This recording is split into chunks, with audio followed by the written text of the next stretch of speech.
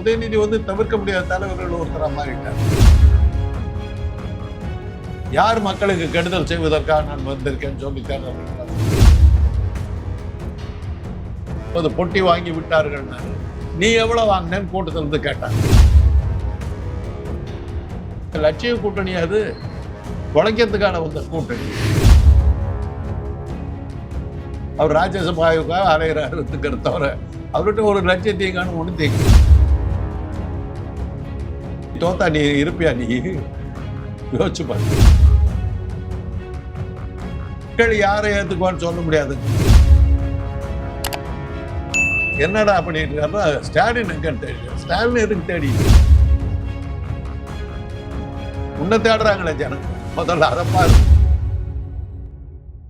தொடர்ந்து அரசியல் படிப்போம், பேசுவோம், விவாதிப்போம். மறக்காம நம்ம சேனல் நியூஸ் ஃபோக்கஸ் தமிழை சப்ஸ்கிரைப் பண்ணி இணைந்திருங்கள்.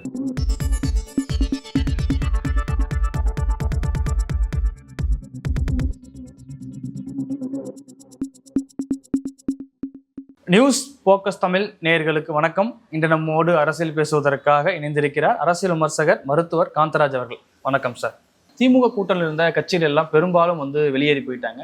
அடுத்து திமுக என்ன செய்ய நினைக்கிறீங்க சார்? எப்படி தேவையில்லைங்க கூட்டணிங்கிறது. அதுதாங்க கூட்டணி எதுக்காக வர்றாங்க? எனக்கு பதவி கிடைக்குங்கிறதுக்காக தான் நீங்கள் பவர்ஃபுல்லாக இருக்கிறீங்க. உங்கள் கட்சி உங்கள் கூட ஏன் சார்? உங்கள் கூட சேர்ந்தா எனக்கு ஒரு எம்எல்ஏ கிடைக்கும், பொழப்பு நடத்துவேன். இன்னைக்கு நீங்கள் வர முடியாதுன்னு தெரிஞ்சாக்கா அப்புறம் உங்கள் கூட இருக்கிறது எனக்கு என்ன அர்த்தம் இருக்குது? அவ்வளோதான் இருக்குது. லட்சிய கூட்டணி அது பொழைக்கிறதுக்கான வந்த கூட்டணி. வைகோவெல்லாம் லட்சியவாதி நாங்களாம் ஒரு காலத்தில் நம்பி ஏமாந்துட்டோம். இல்லைங்கிறது அதுக்கப்புறம் ஒரே ஒரு இதுலேயே முடிஞ்சு போச்சு. இல்லை, அவர் ராஜ்யசபாவுக்காக அலைகிறாருங்கிறத தவிர அவர்கிட்ட ஒரு லட்சியத்தையும் காணும் ஒன்று காணும். நீங்கள் பேரை குடிச்சவர் பண்ணிக்கிட்டாரு. ஒரு மீட்டிங்கில் அவர் பேசும்போது பொட்டி வாங்கி விட்டார்கள்னாரு. நீ எவ்வளோ வாங்கினேன்னு கூட்டத்தில் இருந்து கேட்டாங்க. பேச முடியல அவரால். அந்த அளவுக்கு நெகட்டிவாக போனார். திரும்பி திமுகவோட கூட்டணி சேர்ந்த பிறகு தான் ஒரு மறுவாழ்வே கிடைச்சிது.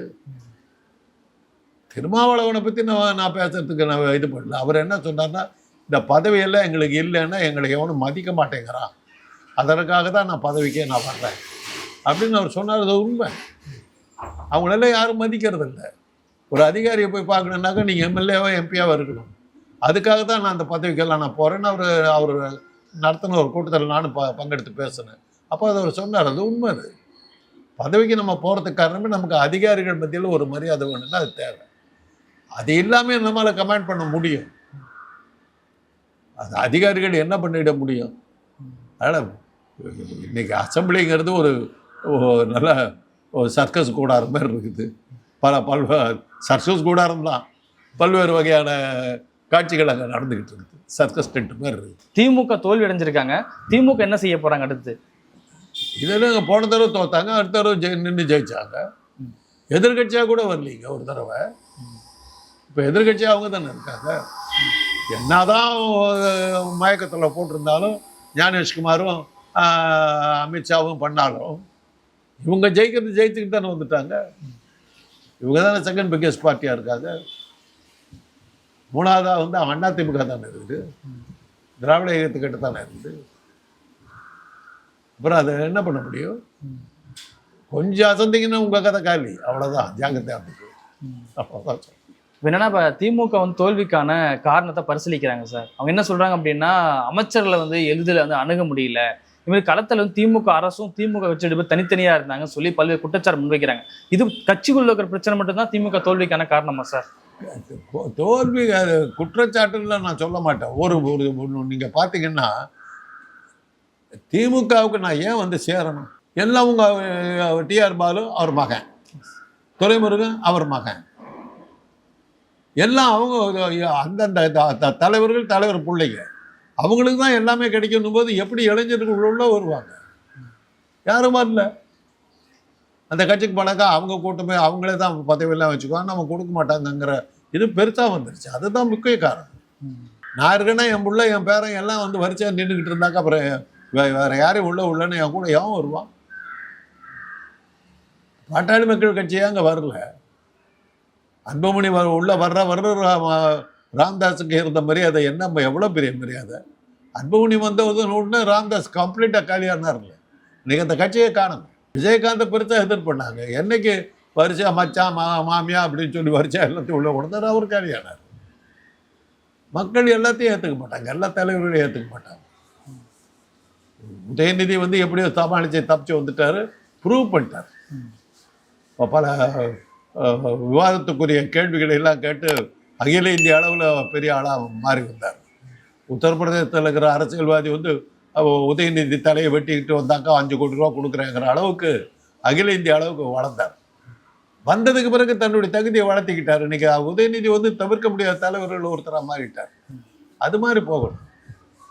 ஸ்டாலின் அப்படிதான். கலைஞருக்கு 3 பசங்க இருந்தாலும் ஸ்டாலின் அவர் முன்னிலைப்படுத்துறதுக்கு காரணம் மற்ற 2 பசங்களும் மக்களால் ஏற்றுக்க மாட்டாங்கன்னு சொல்லி தான் ஸ்டாலின் அவர் கொண்டார். ஸ்டாலின் இன்னைக்கு ப்ரூவ் பண்ணிட்டார்ல. முதலமைச்சர் அவர்களாம் இருந்து நின்னாரு, ஜெயிக்கிறாரு, தோக்குறாரு. இந்த தடவை தோத்தோ 3வது தடவை தோக்குறாரு.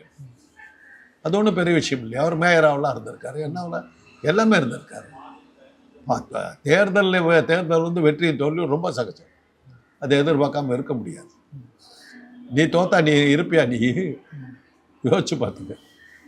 அமித்ஷாவை உன்னுடைய கடாட்சம் உனக்கு இருக்கிறவர்கள் நீ நல்லா இருப்பேன், வாழ்த்துக்கள், அவ்வளோதான் நம்ம சொல்லலாம்.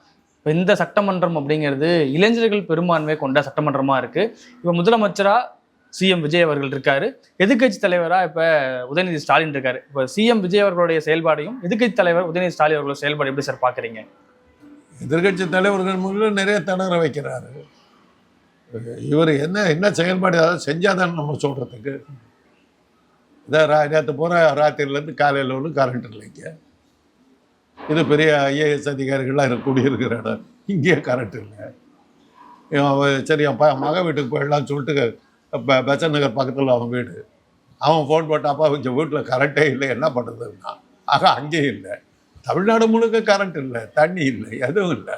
ஏதாவது செஞ்சாலும் அவரை பற்றி பேசுறதுக்கு தேடுறாரு. என்னடா பண்ணிட்டு இருக்காருன்னா ஸ்டாலின் எங்கன்னு தேடி, ஸ்டாலின் எதுக்கு தேடிட்டு இருக்கிறார்? உன்னை தேடுறாங்களே ஜனங்க, முதல்ல அதை பாரு. அதான் இப்போ நம்ம சொல்கிறோம். தண்ணியை தேடுறாங்க இப்படி வச்சுக்கிட்டு, குடிக்கிறதுக்கு தண்ணி தேடுறாங்க இப்படி வச்சுக்கிட்டு, இப்போ எலக்ட்ரிசிட்டி எங்கே இருக்குதுன்னு தேடுறாங்க இப்படி வச்சுக்கிட்டு, நல்ல ரோடு எங்கே இருக்குதுன்னு தேடுறாங்க இப்படி வச்சுக்கிட்டு, எந்த பள்ளிக்கூடம் எங்கே இருக்குதுன்னு தேடுறாங்க இப்படி வச்சுக்கிட்டு, எங்கே காலேஜ் இருக்குதுன்னு தேடுறாங்க இப்படி வச்சுக்கிட்டு, எங்கே ஆஸ்பத்திரி இருக்குதுன்னு தேடுறாங்க. நீ ஸ்டாலினை தேடிட்டு கையை வச்சுக்கிட்டு உட்காந்துட்டு இதான் நீ அரசியல். இப்போ இந்திய அளவில் பாஜக எதிர்க்கக்கூடிய மையமான சக்தியாக திமுக தான் இருந்தாங்க. இப்போ திமுக இந்திய கூட்டணிலேருந்து வெளியே வந்துட்டாங்க சார். இதுக்கப்புறம் இந்திய அரசு எப்படி சார் இருக்குன்னு நினைக்கிறீங்க? இந்தியா கூட்டணிங்கிறது அது தேர்தல் கூட்டணியே சந்தர்ப்பத்துக்கு தகுந்த மாதிரி தாங்க. இன்னைக்கு மாறி வர சூழ்நிலை.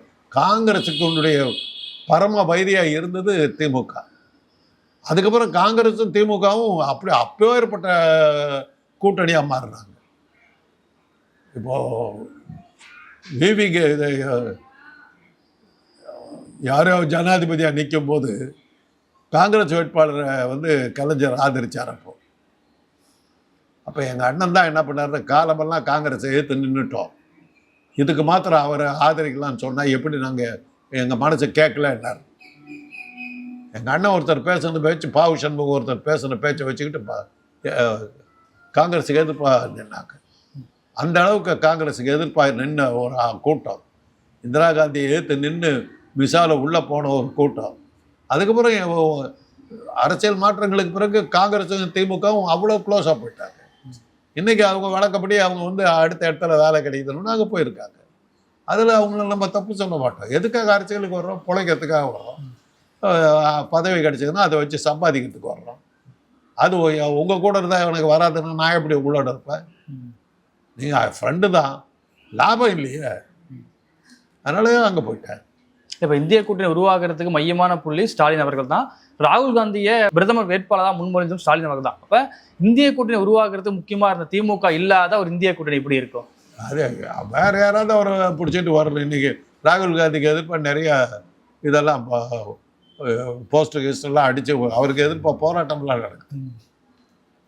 ஒரு எல்லாராலும் ஏற்றுக்கொள்ளப்பட்ட தலைவர்ன்றவர் எங்கேயோ ஸ்லிப் ஆகிட்டார். அவருடைய சில நடவடிக்கைகள்லாம் இப்போ கலைஞர் இந்திரா காந்தியோட மிசாவில் கைது பண்ண பிறகு 77 இந்திரா காந்தியோட கூட்டணி வச்சார். மக்கள் ரிஜெக்ட் பண்ணாங்க, டோட்டல் ரிஜெக்ஷன். அப்படியே திமுக அந்த கூட்டணி அப்படியே தோத்துச்சு, எம்ஜிஆர் ஆட்சிக்கு வந்தார். ஆனால் எல்லாத்தையும் திணிச்சிட முடியாது. நீங்கள் மக்கள் உடனே ஏற்றுக்குவாங்கன்னு எதிர்பார்க்க முடியாது. உலகப்போர் நடக்கும்போது, 2வது உலகப்போர் நடக்கும்போது யூதர்களை ஒழிச்சு கட்டணுங்கிறதுக்காக ஹிட்லர், முசோலினி, ஹிரோஹிட்டோ, ஜப்பான் 3 பேர் சேர்ந்தாங்க. அவங்களோட வலுக்கட்டாயமாக போய் சேர முயற்சி பண்ணது ஸ்டாலின், ரஷ்யா. ஹிட்லர் ஏற்றுக்கல. நீ சரியான துரோகி, உன்னை நம்ப மாட்டேன், உன்னை நான் சேர்த்துக்க முடியாதுன்ட்டேன். நீ நாளைக்கு ஜெயிச்சு எதா ஆச்சுன்னாக்கா யூதர்களை வச்சு தான் நீ எல்லாம் பண்ணுவேன், உன்னை சேர்த்த முடியாதுன்ட்டார். அவர் சேர்த்துல என்ன பண்ணுறதோ அவங்க ரஷ்யாவோட போய் சேர்ந்தாங்க. இதெல்லாம் கூட்டணியில் சேர்த்துக்காதெல்லாம் அந்த சூழ்நிலையில் என்ன நடக்குது. அப்புறம் ஜப்பானுக்கு மாத்திரம் தான் இன்றைக்கி நம்ம மன்னிப்பு கொடுத்துருக்கோம். கெட்டவன்னு எடுத்தாக்கா ஹிட்லர், முசோலினிங்கிறோம். ஹிரோஹிட்டோ ஜப்பானிய மன்னருக்கு அந்த அணுகுண்டு போட்டு தான் ஜப்பானை அடக்க வேண்டியதாக இருக்குது. அவ்வளோ ஆட்டம் போட்டாங்க அவங்க.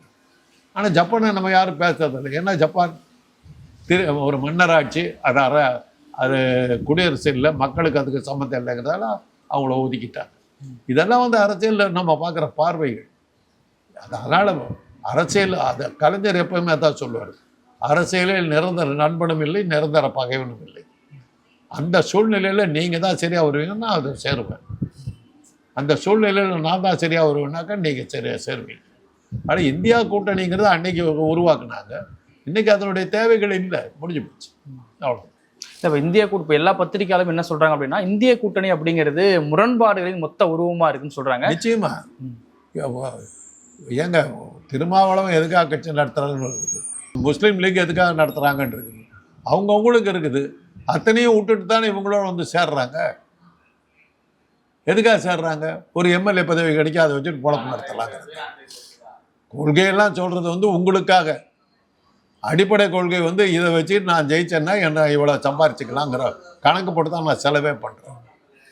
இன்றைக்கி அரசியல் வியாபாரம். இந்த கட்சியில் சேர்ந்தால், இந்த கூட்டணியில் சேர்ந்தால் நான் ஜெயிப்பேன், ஜெயிச்சா 1 கோடி விட்டேன்னா 2 கோடி சம்பாரிச்சுக்குவேன் அப்படிங்கிறது தான் கணக்கு. இப்போ காங்கிரஸ்லேருந்து பிரிந்து வந்த திரிணாமுல் காங்கிரஸ், இப்போ தேசியவாத காங்கிரஸ், இப்போ ஒய்ஆர்எஸ் போன்ற காங்கிரஸ்லாம் இருக்கு இல்லையா, இவங்கெல்லாம் மீண்டும் காங்கிரஸ் கூட இணைஞ்சா ஒருவேளை காங்கிரஸோட வெற்றி சாத்தியம் நினைக்கிறீங்களா சார்? ஏன் இவங்கெல்லாம் இது பண்ணாங்கன்னா, உதாரணத்துக்கு சொல்லணும்னா டெல்லி கவர்மெண்ட்டை ஷீலா தீட்சித்னு ஒரு அம்மா இருந்தது, சொல்லி அடித்து எதிர்கட்சிகளை தோக்கடிச்ச சீஃப் மினிஸ்டர் ஆச்சு. பெருசாக வந்துடும், தலைவியாக வந்துடும். நேரு குடும்பத்துக்கு ஒத்துக்கலை, உடனே அந்த மேலே வீட்டுக்கு அனுப்பிச்சாங்க. அதுக்கப்புறம் காங்கிரஸ் அங்கே இல்லை. அப்படி என் குடும்பம் மாத்திரமே இருக்கணும்னு நினச்சிங்கன்னா நீங்கள் இந்த எப்படி தான் போகும். அதனால தான் காங்கிரஸ் காண்டி. ராகுல் காந்திக்கு ஸ்டாலின் எவ்வளோ பண்ணார், அதை விட இவங்களோட போனால் நல்லா இருக்குன்னு போகும்போது இங்கே விட்டுட்டார். இன்னைக்கு அவ்வளோதான். இனிமேல் சேர்த்தாதேங்கிறாங்க. பார்க்கலாம் என்ன பண்ணுறது. இப்போ மேற்கும் போது எலெக்ஷன் நடக்கும்போது மம்தா அவர்கள் ஊழல்வாதின்னு சொல்லி மம்தா ஏன் வெளியே வந்தாங்கன்னாக்கா, ஜோதி பாசு எதிர்த்து நிற்கிறதுக்கு மம்தா முயற்சி பண்ணும்போது காங்கிரஸ் சப்போர்ட் சரியாக கிடைக்கல. அவங்க மறைமுகமாக ஜோதி பாசுக்கு சபா, அதில் தான் நம்ம காங்கிரஸ் அதனால தான் திரிணாமுல் காங்கிரஸ் அப்படின்னு பேர் வச்சு காங்கிரஸ்லேருந்து பிளந்து போனது தானே. இந்திராவையும் சோனியாவையும் ஏற்றுக்காததுனால தானே அவங்க வெளியே போனாங்க. ஆனால் அவங்க திரும்பி காங்கிரஸுக்கு போனாங்கன்னா ஒரிஜினல் காங்கிரஸ்காரர் அவங்க. அது அந்த மாதிரி இதுவரையும் அசைக்க முடியாத ஆளாக வந்தாங்க, தொடர்ந்து எடுத்துக்கிட்டு இருந்தாங்க. இப்போ தான் விழுந்துட்டாங்க. என்னன்னு பார்த்தீங்கன்னா சொந்த கட்சிக்காரர்கள் பண்ணுற துரோகம், அதுக்கு என்ன பண்ண முடியும்? இப்போ மம்தா அவர்கள் ஊழல்வாதின்னு சொல்லி ராகுல் காந்தி விமர்சிச்சாரு தேர்தல் போது. இது கேரளா எலெக்ஷன்லேயும் பாஜகவும் சிபிஎம்மும் கை கோர்த்துருக்காங்கன்னு சொல்லி விமர்சிச்சாங்க. இவங்க எல்லாம் சேர்ந்து ஒரு இந்திய கூட்டணி இருக்கும்போது மக்கள் ஏற்றுப்பாங்களா சார்? அதை மக்கள் ஏற்றுக்கிட்டதுனால தான் கேரளாவில் ஜெயிச்சாங்க. மக்கள் யாரை ஏற்றுக்குவான்னு சொல்ல முடியாதுங்க. சிவாஜியை போன்ற நடிகனை நீங்கள் பார்க்கவே முடியாது. வசூலில் யாராக இருந்தாங்கன்னா எம்ஜிஆர். என்ன பண்ணுவீங்க? இப்போ இருக்கிற ஒருத்தர் நான் ஒரு ஹாலிவுட்காரர் எடுத்த ஒரு டாக்குமெண்ட்ரியில் 2 டாக்குமெண்ட்ரி எடுத்தாங்க. இந்தியா, தமிழ்நாட்டை, ஆந்திரா தமிழ்நாட்டை பற்றி. 20th Century Foxன்னு கேள்விப்பட்டிருப்பீங்க. சினிமாஸ்கோப்பெல்லாம் கண்டுபிடிச்சது அவங்க தான். மிக பிரபலமான படங்கள், டர்ட்டி டசன், ரோப், 10 Commandments, இந்த மாதிரி மிக பிரபலமான படங்கள் எல்லாம் எடுத்த கம்பெனி. அவங்க வந்து எடுக்கிறாங்க, வெள்ளைக்காரர்கள் வந்து எடுக்கிறாங்க. அதில் முக்கியமான ரோலில் நான் நடிக்கிறேன். 2 ரோலும் நான் தான் நடிக்கிறேன். அப்போ அவங்க சொன்னாங்க, தமிழ் சினிமா இப்போ ரொம்ப பாப்புலர்னு கேள்விப்பட்டு எதை பார்க்குறேன். அப்போ இந்த ஆசாமி நடித்த படம் ஒன்று ஓடிச்சு. நீங்கள் ஒரு தாங்க டாப் ஸ்டார்ன்னு பார்த்துட்டு வந்து கேட்டாங்க, உங்கள் ரசனை என்னன்னு தெரிஞ்சு போச்சு. அதுக்கப்புறம் நான் ஒன்றும் பேசலை. அப்படி தான் கேட்டாங்க. என்னுடைய நடிப்பை பார்த்துட்டு அவங்க கொஞ்சம் ஆச்சரியப்பட்டாங்க. என்னங்க அந்த படம் ஓடுதுன்றாங்க, அந்த படத்தில் நடிக்கிறவங்களெல்லாம் பார்த்தா உங்களுக்கும் நடிப்புக்கும் கதைக்கும் சம்மந்தம் இருக்கிற மாதிரியே தெரியல, அப்படிப்பட்ட மாதிரி படங்களாக இருக்குது. ஆனால் நீங்கள் வந்து ஒரு இங்கிலீஷ்காரன் ஸ்டைலில் நாங்கள் எதிர்பார்க்குற அளவுக்கு ஈஸியாக வர்றீங்களா, அது எப்படின்னாங்க. நான் நடிகை இல்லைங்க, நான் டாக்டரு, கூப்பிட்டுக்க வந்தேன், நீ ஏன் நடிடான்ட்டீங்க. சரி நடிச்சுக்கிட்டு இருக்கிறேன், இல்லாட்டி போனால் இது என் தொழில் இல்லை அப்படின்னு. I look natural. ஒரு பஞ்சாயத்து தலைவராக இருக்கிற மாதிரி இது பண்ணாங்க. அது அந்த ஒரு பஞ்சாயத்து தலைவர் எப்படி இருப்பாரோ அதே மாதிரி நான் போனால் வந்துக்கிட்டு இருந்தேன். அது அவங்க ஆச்சரியப்பட்டாங்க. அது என்னன்னா நான் நடிகை இல்லை, அதனால தான் அவ்வளோ ஈஸியாக வந்தது. கமல் அதில் தான் ஆச்சரியப்பட்டார். என்னை பற்றி நான் விளம்பரப்படுத்திக்கூடாது. வேட்டையாடு விளையாடு படத்தில் கமல் நடிக்கிறதுன்னு எனக்கு தெரியாது. அந்த படத்துக்கு ப்ரொடக்ஷன் மேனேஜராக இருந்தவங்க வந்து என்னுடைய சகோதரி மகன் பார்த்திபன்றவன். ஒரு டாக்டர் சீட் வேணுன்ற போது டைரக்டர்கிட்ட நான் எங்கள் மாமாவே கூப்பிட்டுறேன் அப்படின்னு சொல்லிட்டு ஃபோன் பண்ணால், என்னடா சரி வரேன் அப்படின்னு சொல்லிட்டு போன பின்னி மில்ஸில் தான் எடுத்தாங்க. அங்கே 11 மணிக்கெல்லாம் போயிட்டு 12 ஆச்சு, 1 மணி ஆச்சு, சாப்பாடெலாம் போட்டாங்க. சாப்பிட்றது அப்படியே உட்காந்துட்டு இருந்து பார்த்தா வேற ஒரு இடத்துல ஷூட்டிங் நடந்து அதை முடிச்சுட்டு வர்றாங்க. யார் வர்றன்னு பார்த்தா கமல். பார்த்திபனை கூப்பிட்டு, ஏப்பா கமல் வர்றாரு என்னன்னு. அவர் தான் ஹீரோன்னு. அப்போ அவருக்கு என்ன நல்லா தெரியும். முதல்ல அவர்கிட்ட போய் கேளு, நான் நடிக்கிறது ஓகேன்னு கேளு அப்படின்னு. கமல் அதை நாங்கள் பார்த்துக்கிறதுக்கு பேசாமல் இருக்கேன்ட்டாங்க. சரி நான் பேசாமல் ஆகிட்டேன். ஷார்ட்டு ஓகே, இது கேமராலாம் ரெடி பண்ணிவிட்டு கூப்பிடுறாங்க. நான் போய் நின்னேன். இவர் அந்த பக்கம் மேக்கப்பெல்லாம் டச் பண்ணிட்டு இப்படி திரும்பி பார்த்தாரு. நீங்கள் என்ன அப்படின்னாரு. இந்த சீனில் நான் தான் டாக்டர், இதெல்லாம் செய்வீங்கன்னு சொல்லவே இல்லையே நீங்கள். இது எதிர்பாராமல் வந்ததுங்கான்னு. அவுட்கம் என்னாச்சு தெரியுமில்ல. அவர் ஒரு மாதிரி டஃப்பாக பண்ணார் அந்த சீனை. நான் பண்ணிட்டேன், கூடவே ஈக்குவலாக பண்ணிட்டேன். ஆமாம், மதியம் ஷூட்டிங் முடிச்சுட்டு மறுநாள் காலேஜில் உட்காந்துட்டு எனக்கு ஃபோன் வருது. தசாவதாரம்னு ஒரு படம் எடுத்துக்கிட்டு இருக்கேன், 10 நாள் லீவ் போட்டு வந்து நடிக்கிற வேலையை பாருங்கன்ட்டார். அப்படி தான் போனேன். என்னன்னா அவர் சொல்கிறாரு, ரவிக்குமார் வந்து சார் அவருக்கு என்ன இப்போ புதுசாக இருக்கிறாரு, என்ன பண்ணுவாருன்னு தெரியலன்னாரு. அவர் வர்ற காட்சியை பொறுத்தவரையிலும் அவர்கிட்ட விட்டுருங்க, அவரே பார்த்துக்குவாருங்க. கௌதமி சாட்சி கூட நின்றுட்டு அவர் பார்த்துக்குவார், சீனை கூட அவரே செஞ்சு இது பண்ணிக்குவார் அப்படின்னு.